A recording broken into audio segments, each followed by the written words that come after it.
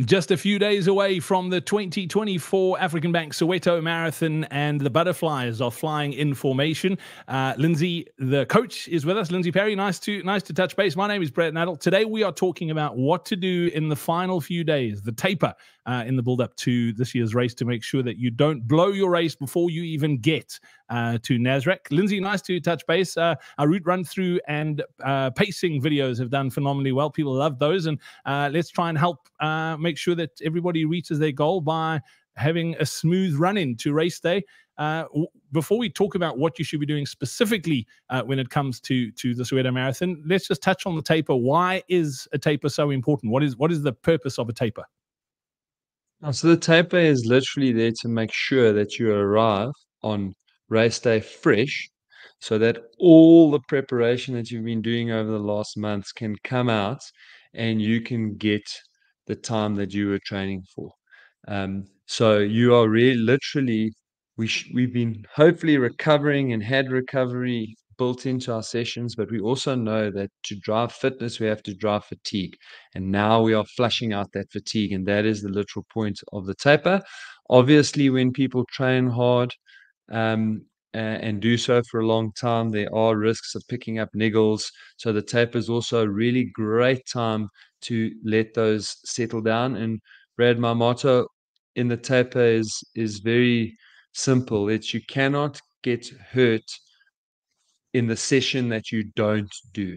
So that is just so important for anyone who's feeling something that's a little bit tight, or something that's out of place or a little bit sore. This is a perfect time to just back off completely and let that heal completely before you get to race time, race day, race time. But honestly, the biggest and most important thing, very simply, get fresh so that that training can shine and you can achieve the goal that you've set for yourself. Yeah, Lindsay, now's also not the time. Like if you run marathons, how I went to school, now's not the time to be cramming because you feel you haven't done enough training. Because that's the way I used to study for exams. It was like, wait, we're 3 days away from the exams. We better start putting in some work. It doesn't work for running, does it? No, it doesn't. And what most people don't understand is that in terms of if we want to talk about specific relevance to race day, the training that's most relevant to your race day performance is actually the training that is done in week 3 and 4 from race day. So our relevance as we get up to that point in time increases as we get close to that point, and when we pass that point, it decreases as we get closer to race day. So really what that tells you is if you are really unfit with 3 to 4 weeks to go, there's very little you can do that's going to make you fitter and more prepared for race day. And essentially, that's why we have this like very built up phased approach, so that when we get into that period, we can really get fit so that we can handle like a really good chunk of training across those 2, 3 weeks that are in and around this period of 3 to 4 weeks out from race day. And then we want to bring it down with a shortish tail. So we come down gradually with like a nice tail at the end where we do very little in these last days leading into race day. Lindsay, let's talk about the last few days. What should we be doing? What shouldn't we be doing? Ideally, we want to be doing very little. So I'm going to talk to the last kind of week. On the last weekend, we want to be doing 10 to 15 kilometers at most for our long run, just really nice and easy. And then in the last week, maybe every second day, between 30 and 45 minutes, again, depending on your level of fitness, and kind of what your time goal is. And we want to do a little bit of sharpening up. And I think this is the part where a lot of people also make mistakes, because if you read the literature, it goes volume down, intensity up. And then people really try to ram that intensity up. And as we're getting fresher, you can obviously go a lot faster. And sometimes people use that to actually show themselves how fit they are or to boost their confidence. But that equally increases your risk of hurting yourself. So as we go into this last bit, I like to do some harder work, but not super fast. I mean, I try not to even go to 5K pace. So somewhere around between 10K and half marathon race pace. So you are pushing yourself along, but you're nowhere near your maximum. And that will help to sharpen up your legs, have you feeling good, should also drive your confidence, but it carries with it quite a low risk of getting injured. And that's what we want. So we're going to do a couple of strides at that intensity in our race.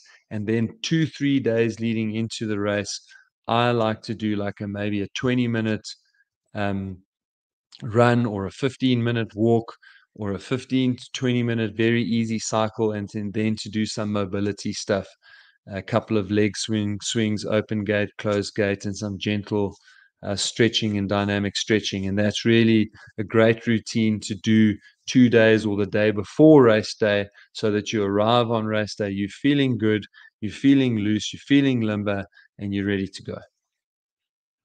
All right, fantastic. Okay, so that's what we do from a training perspective. Let's talk about sort of like nutrition, rest, sleep, that sort of stuff. Is there anything that we should be focusing on, and something that we should potentially be avoiding? Yeah, so there's quite a few things actually in there. And the first thing for me around nutrition is not to change what you're doing too much. So there's still a big misconception around carbo loading. And yes, you do shore up your glycogen stores a bit with carbo loading, but bear in mind that the last 2 weeks leading into the marathon, in particular the last week and even more so the last 3 days, you're doing very little activity compared to what you normally do. So you actually are getting in ample nutrition, and you are carbo loading because you are getting in excess calories compared to what you needed before. And a lot of those are in the form of carbohydrates. So you are going to be carbo loading anyway as you're going into race day. So don't do extra.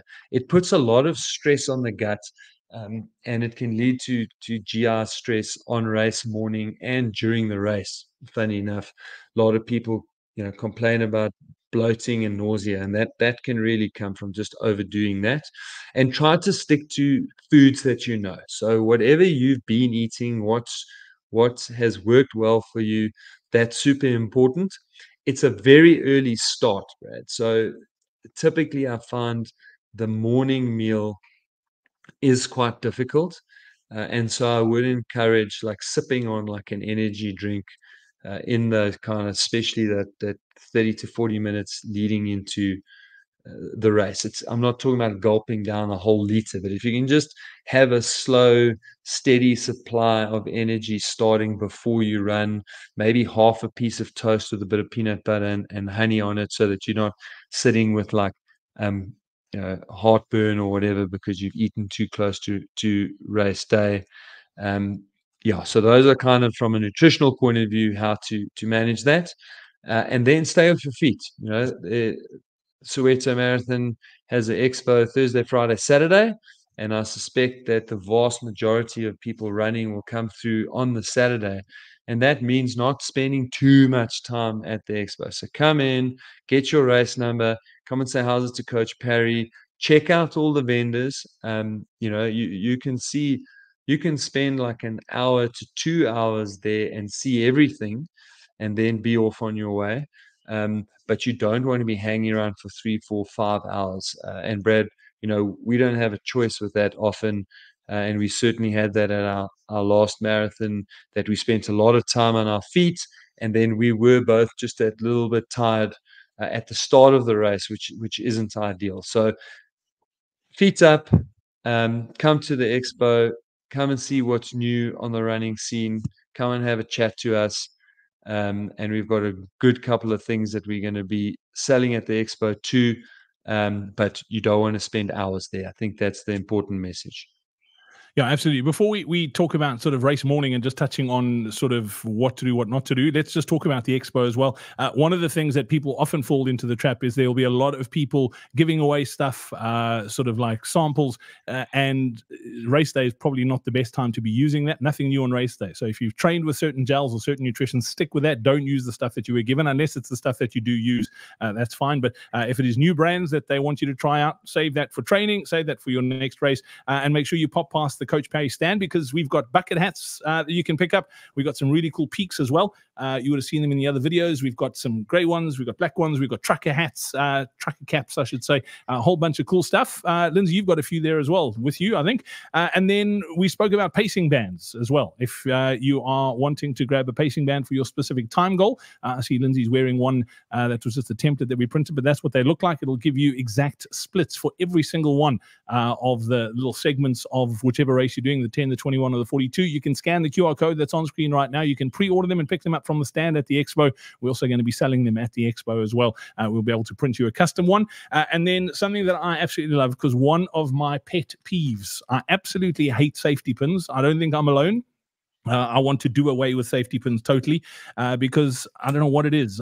Maybe it's the way I run. I always just knock my number and then it rips, and then the safety pin comes out, and then I stab my forearms all the way up and down. By the time I get to the end of the race, I'm almost bleeding to death from safety pin stab wounds. But the cool thing is we've got called bit fixes, which are these little things that you can put your number on. So we've got Coach Parry ones that you can get from us at the Expo as well. They're little plastic clips, and literally your number does not come off. They're really, really cool. You can use them over and over.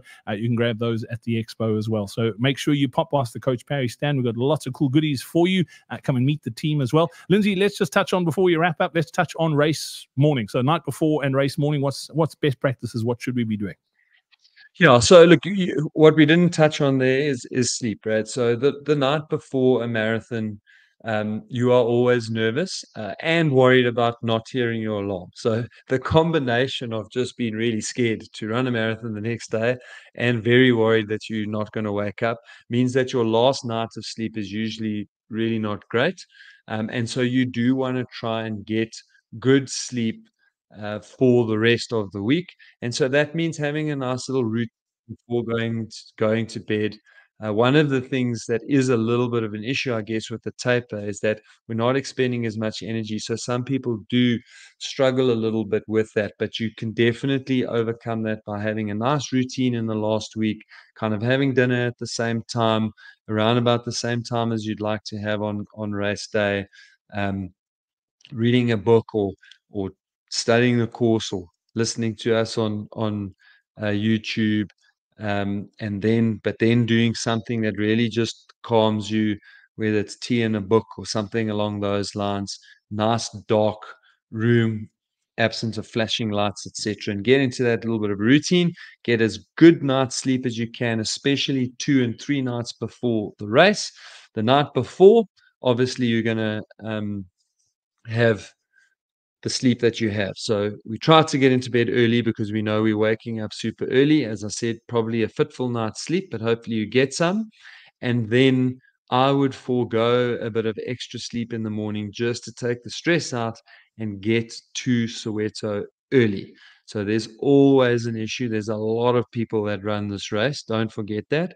And we all tend to arrive at exactly the same time. So make sure that you are there well before the time that you need to be there for your relevant race, marathon, half, and 10 kilometer, and just take the stress out of it. You're far better off pushing your chair back and trying to catch 20 winks at the stadium than being stressed out and having to ramp a pavement and fighting with other latecomers in traffic.